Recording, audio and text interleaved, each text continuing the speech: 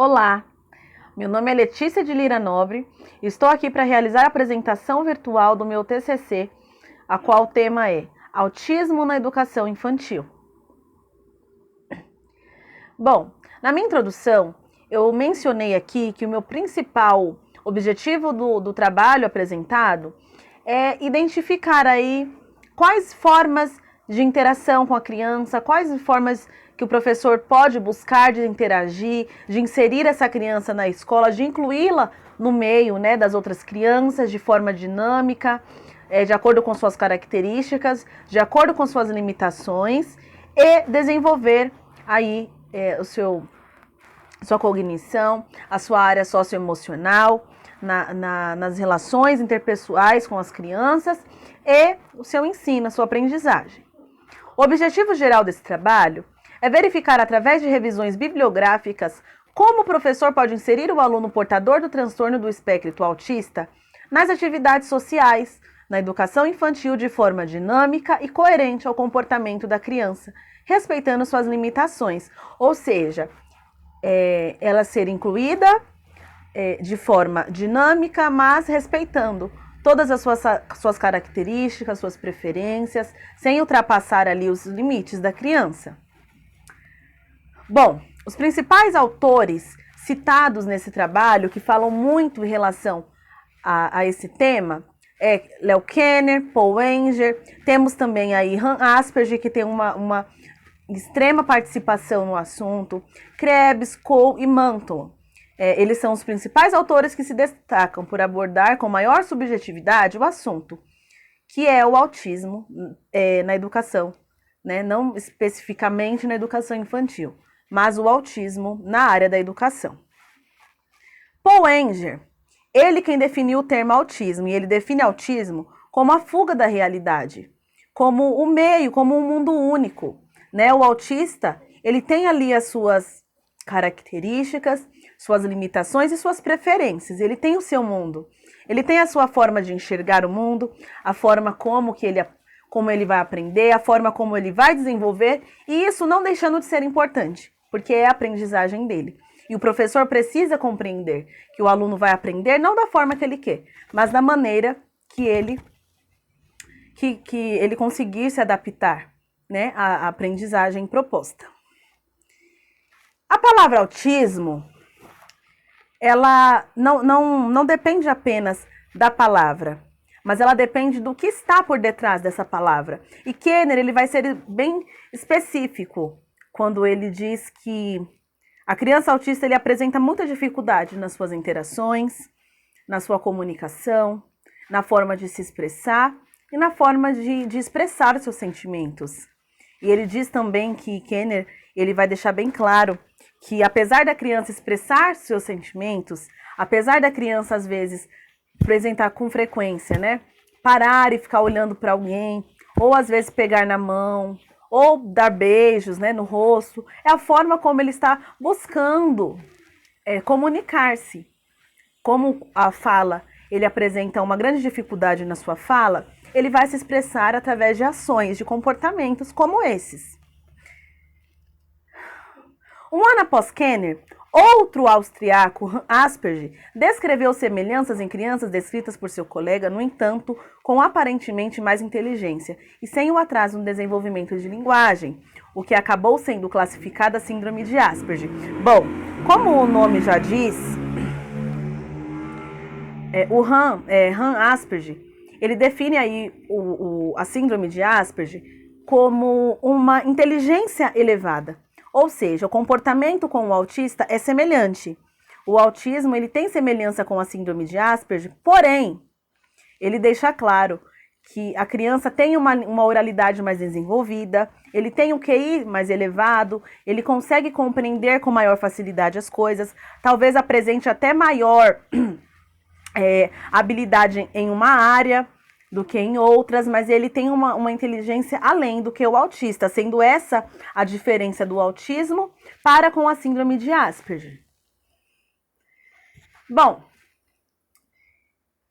palavras não são suficientes para descrever aí todo esse contexto, todo esse estudo, essas pesquisas. além do aluno especial, ele vir sofrendo por discriminações há anos, ele ganha força. A Constituição de 1988, ela é bem clara quando ela deixa determinado o direito da criança especial na escola. Deficiência física, assim como deficiência intelectual.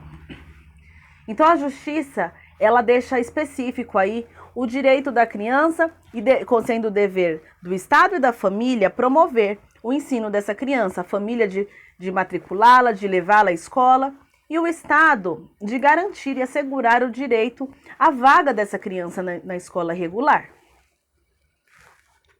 É necessário que o profissional tenha, além de sua formação pedagógica, competência para desenvolver seu trabalho socioemocional, afetivo, cognitivo, pois esse contato é essencial, favorável no processo de desenvolvimento, principalmente interativo, do autista. E a educação infantil é o primeiro acesso do aluno com o mundo fora de seu ciclo. Ou seja, o professor que ele recebe um aluno autista na educação infantil, pode-se dizer que ele está aprendendo junto com o aluno, né? Ele está aprendendo o aprendizado que ele vai levar para a vida dele. Porque o aluno, ele simplesmente vive naquele casulo, no mundo dele. É a família, é o pai, a mãe, os irmãos, avós, primos, né? E a partir do momento que ele vai para uma escola, ele passa a fazer parte de uma sociedade. Ele passa a exercer o seu direito de cidadão, que é frequentar a escola, que é receber a mesma educação que o outro, ter os mesmos direitos de outras pessoas, né? Então é muito importante esse primeiro contato da criança na escola e o professor promover esse direito e fazer com que seja válido toda a aprendizagem, todo o desenvolvimento cognitivo, afetivo, que é muito importante, que o afeto, ele faz parte sim da educação especial. Porque se não existir o afeto, não existe o desenvolvimento, não vai existir a empatia e muito menos a interação. Então é muito importante que o professor tenha foco em desenvolver essas habilidades no aluno. Após o contexto apresentado até aqui, é indispensável que o professor se aprofunde no assunto com base nas diretrizes e busque conhecimento voltado à dinâmica da criança portadora do espectro, buscando identificar suas preferências e restrições. Ou seja, esse slide ele vai ser bem subjetivo quando ele deixa claro que a criança ela tem preferências. E o aluno autista, ele é bem seletivo. Então ele tem um personagem que ele gosta, ele tem um afazer que ele gosta mais, ele vai ter uma criança que ele vai se identificar muito mais do que a outra, ele vai ter brinquedos que ele vai sentir mais apego, ele vai ter um afeto maior, um valor sentimental do que outros. Então é muito importante que o professor priorize isso, que o professor busque trabalhar isso. O lúdico, autismo, ele é cor, ele é luz, ele é música, ele é teatro. Então o professor precisa explorar com amor, sentindo-se ali não somente um profissional, mas ali se fazendo presente como um autor que vai fazer total diferença na vida desse aluno. Então ele precisa construir um vínculo. Aí, como podemos ver, que ele precisa identificar o que a criança gosta e explorar isso, né? Como vemos aqui no último tópico. Se a criança tem um personagem preferido, música, contação de história, dramatização, mímica que envolve esse personagem, sempre utilizando vozes, dramatização, sonoplastia, suspense, máscaras, fantasias, deboches, fantoches, expressões faciais exageradas, movimentos corporais, sombras, cores, odores, contato físico, tocar, estimular. Então isso se faz muito presente e não é algo apenas que para passar o tempo, mas é algo que o aluno ele vai entender e compreender a partir daquilo, porque é muito visual. O autista ele precisa ver, ele precisa compreender, ele precisa entender o que vai acontecer na sua rotina. Sua rotina tem que ser aquela a qual todos os dias ele sabe que ele entrou, ele vai ser acolhido, vai existir um momento do acolhimento, vai existir um momento da história, vai existir um momento da música, vai existir um momento do parque. Então ele tem que entender que existem momentos e isso pode ser explicado ou transparecido para o aluno através de placas, de fotos, de imagens, personagens que ele goste. Isso é muito importante, não pode faltar. Então, o professor, ele tem que explorar disso. Ele não pode deixar que falte essa interação e esse visual de cor, de música e de fantasia.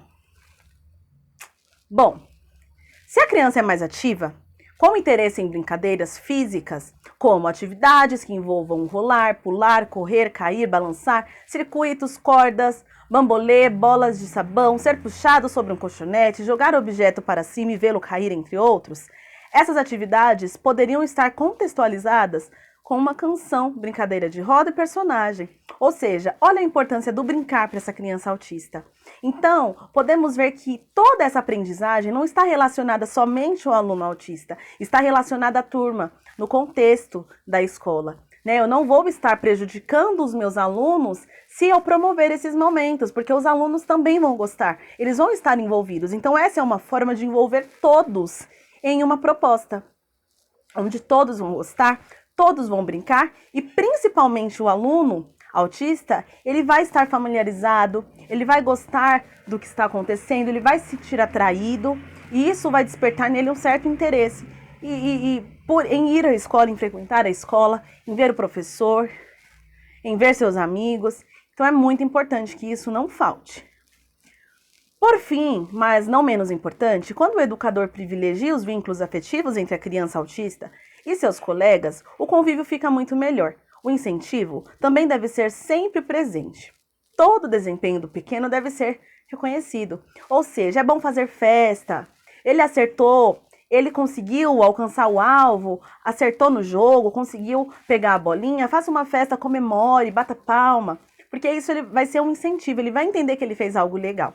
Assim como quando ele fizer algo que não está de acordo ou que fuja da rotina, ele tem que entender através da expressão, através da comunicação, seja ela por imagem, por história, que aquilo não foi legal, que aquilo foi algo que fugiu da proposta e que ele não fez algo que estava coerente. Então é muito importante esse visual, essa comunicação.